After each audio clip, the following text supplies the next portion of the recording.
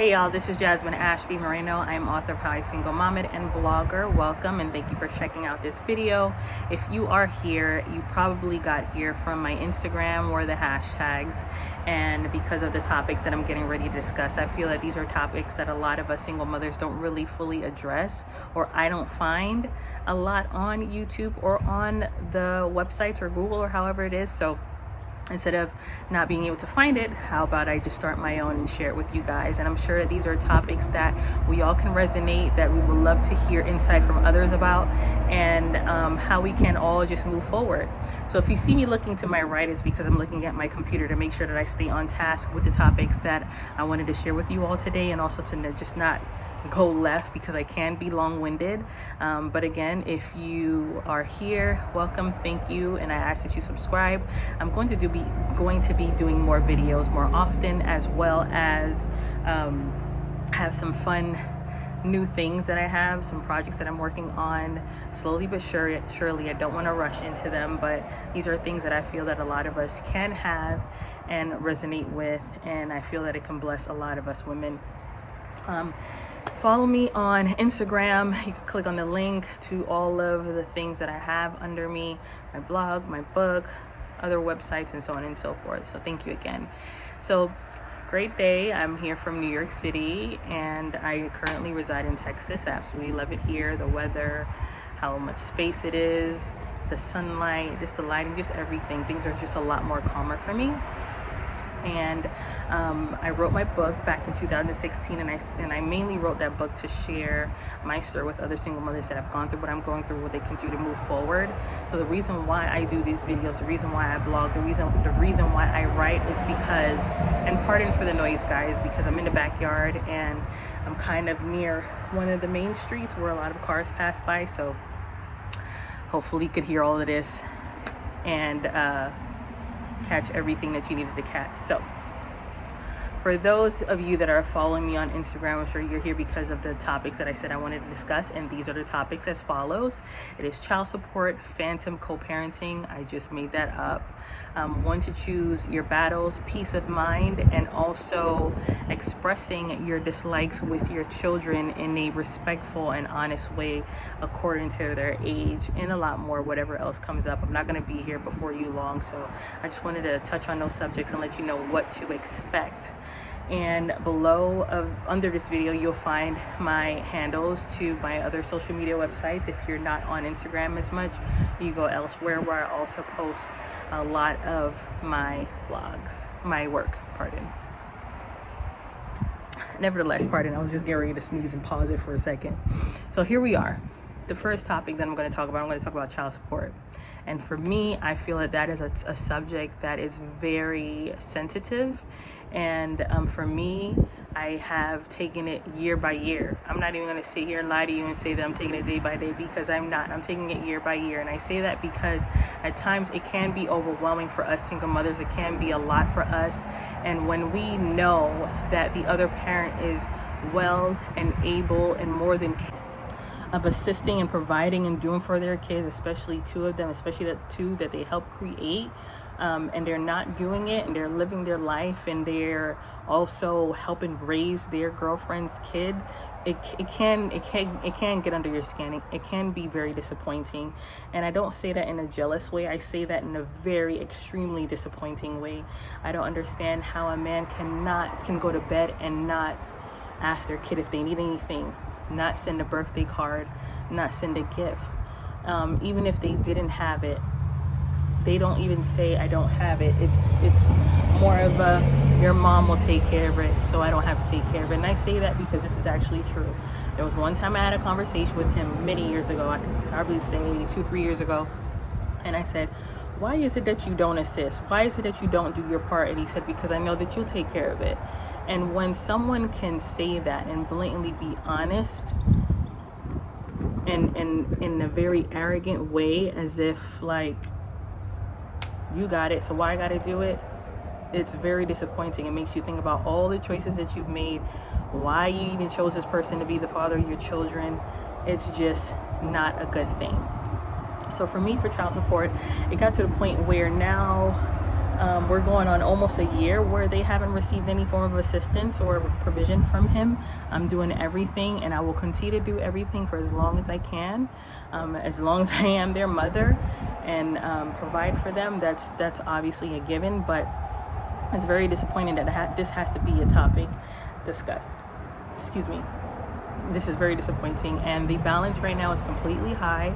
I am very sure that their dad works off of the book, so he cannot be detected. He cannot be garnished, and it's just disappointing. And the only advice that I really can give you as a mom, if you're going through the same exact thing, is to really just focus on what you're doing and what you're providing and what you're giving for your kids, because it's very unfortunate that someone can go to work. Sorry, I know there's like a big truck passing right now. It's very unfortunate that someone can go to work, go to sleep at night, and just not even say, are my kids good right now? Or, how can I help? How can I make their life a little bit easier? It was the same thing when I had a nanny and I had someone helping me with them part-time, and he stiffed me on the bill. And that's when I knew that things with him and I, co-parenting wise and financially, he would not assist, even emotionally in any form, in a way where if I needed him to get the kids from school or whatever have you, it's always around his schedule, what he is comfortable with giving. And I'm sure that there are a lot of men out there that consider themselves single dads that operate this way, that are single dads that don't give not one dime, single dads that give 2 Tuesdays out of the month, which he was given, if I even got that, before we moved out here to Texas. It's just very disappointing. It's very sad because especially in our community, the Black community, there are a lot of us that are raising our children single-handedly. And the only way that will change is if we continue to work on ourselves and not accept a relationship from broken men. And I'm not saying that we are not broken and that we attract who we are. We attract who we are at the level that we are at. And this was many years ago. My oldest is 10, my youngest is 9, and I've grown and I've seen a lot throughout those years. And it took a while because I beat up on myself a lot because of the decisions that I've made, especially with him. And I'm not saying I regret my kids, but the father that I have is not the ideal father that I would want for my kids. So all I could really say right now is just operate with you in mind. Don't even think about the other parent. There are times when I check the account to see if anything has come through, and then every time I check it, I get disappointed because I'm like, man, there's no form of help, especially in this time that we are in right now during the pandemic and things are on hold and you're seeking some form of assistance. I mean, my kids couldn't even get a birthday card or a gift, or hey, do you need underwear, anything. I provide for them. They have those things, but I didn't make them on my own. So that's where my disappointment comes from, and that's where I have to just continuously just focus on the positive, which is me doing my part. Moving forward, I would say I discussed phantom co-parenting in the first topic. When I discuss child support, phantom co-parenting for me is when someone says that they co-parent, but they actually don't, that they're not there, that they don't answer text messages, they don't answer phone calls, they don't overextend themselves or even adjust their schedule to their children's schedule. They adjust the amount of time that they see their kids to their schedule. Us moms who are with our children all the time, we can't do that. That is just impossible unless we have some form of other help, like a nanny, or we're making all this money, we could hire someone in-house like that. So that is what I consider a phantom co-parent, and it's sad because you don't know what is said to other people, and when I say that in a sense because you hear stories from others and you wonder, like, people that we have mutual friendships with. Well, not really. I'm only cool with one person, and that's my son's godfather, which is his childhood friend. And I don't understand how some men are friends with men that are deadbeats. I question that all the time. Like, if I have a friend that's a male and he's friends with a deadbeat dad, I will question that friend of mine, honestly. So that is what a phantom co-parent is, and they exist, and I'll tell you this, keep doing you. Just like I said in the topic of child support, keep doing you, keep providing for your kids, keep doing your part. Don't bash your kid's father. Don't talk negatively to them in a way where it'll make them feel hatred or anger towards them. Just be honest in the most positive way, which I will discuss later on. Next topic is when to choose peace of mind. This is very hard because you have to work on yourself a lot. And I say that in a sense where you have to really truly ignore the outside noise, really ignore the actions that are being taken against you, where you feel like, man, I have no form of support from my kid's father. Like, this is really disappointing. I did not make these kids by myself. If you have a village of friends and people that are willing to support you mentally and emotionally, any form of way, because a lot of them come and they go. And I say just hold on to those people, especially those that genuinely want to be there for your kids and help raise them and help protect them and help love on them and encourage them and lift them up. Just choose peace of mind. A lot of single parenting is revolved around stress and panic attacks, anxiety, and sometime last year around this time I had a really, really bad panic attack to the point where I had to call the ambulance because I thought it was a heart attack. And having that happen to me caused me to get therapy, of which, I started to get weekly, and it was religiously. And I would take my kids with me. I'll give them their iPads, whatever it is, to keep them distracted for that hour and make sure that I took care of myself. Peace of mind is very important. And if you're not good, your kids are not good. And I'm not saying that all the time, or having therapy or practicing meditation or anything that gives you some form of self-care and peace of mind will always work, but work on you and try to be consistent as much as possible. Expressing your dislikes to your children. This is the last topic. Again, like I said, I'm not going to be here before you long. Expressing your dislikes to your children about your kid's father can be very challenging at times, especially when you want to hold your tongue and you want to just go in and say, this pizza. I've had my moments. But I've had a moment where I would sit down and I would say, sorry guys, I know it's really windy. It feels so good out here. I would say, well, I will share it in a very respectful way. You only have one parent at this moment, guys. You only have one parent. And I'm the one that's here. I do all of these things for you. Your father does not. And this is the honest to God truth. And these conversations come up whenever they're constantly asking me for certain things, or when I notice, and this happens to a lot of us, and I'm gonna be very honest with you, and I notice where I feel like they're picking him over me because they don't see him as often. So of course you're gonna go with the parent that you don't see as often, and when you guys do speak, everything is always positive, or you're not getting yelled at. Why? Because they're not around that father or that parent all of the time.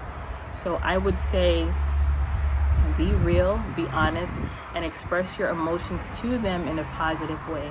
Why? Because growing up, I was also raised by a single mom. My mom never, ever bashed my dad, never told me what he didn't do. I actually saw it for myself, and I really saw it when I turned the age 12, 13, maybe younger, maybe 11, but really fully understood how I did not have a father present at that age. And why? How did I notice that? Because I was raised by my grandparents,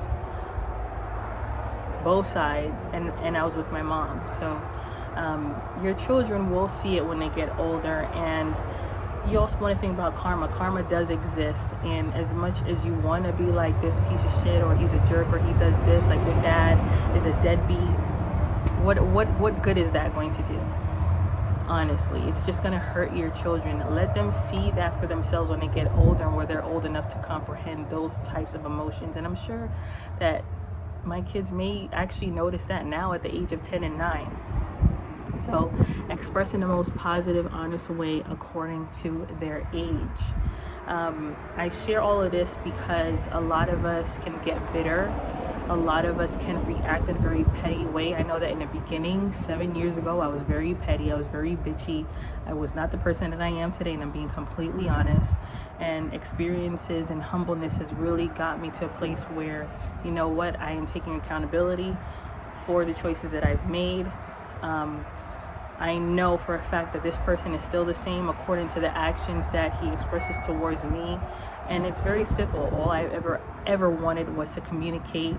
How can you help on half a days, or our son is sick? It's been many a times when I've gotten calls from school when I've had to go get my kid from school because he had a high fever, or he was sick, or he was throwing up, and I would call the father, or the school would call the father, and the dad never picked up. No, I can't leave work. So I had no choice but to do it on my own. And that's just a mindset that us mothers, us single mothers, should always have. You're going to do this on your own. I'm not saying that the season is always going to last forever. It's always going to be the same. Your children do get older. They do become more independent, and you also have to teach them that as well. So I encourage you all to just stay positive. And if you need some encouragement, if you want to know more about what you can do to approach this journey in a positive way and just take ownership for the things that you have done in choosing the partner that you had children with, and I'm being very honest, read my book. It's really short, very informative. You can't put it down. Everyone that has purchased it has told me this. You could also read the reviews. Loud truck, y'all. You can go purchase my book at jasmineashbymoreno.com, or go on my Instagram page, howIsinglemomit_book. Click the link in my bio. I will send you an autographed copy. I have some t-shirts coming out very soon. I'm also going to start a podcast to also get a community of other single mothers that are around the area in this world to share their experiences, their perspective. And I have an ebook coming out as well called, I'm not going to share with y'all what that's called. Just head on over to How I Single Mom It and subscribe to my blog on the link in my Instagram, and I will send you all the updates. Thank you for taking the time out to check out this video. I did say I wasn't going to be here before you long, so you will notice that some of the videos are kind of like merged together because of how noisy it got, and then I dropped my phone anyway. Just wanted to express my feelings and emotions to you all. Thank you again. Don't forget to subscribe, and I will see you guys next week.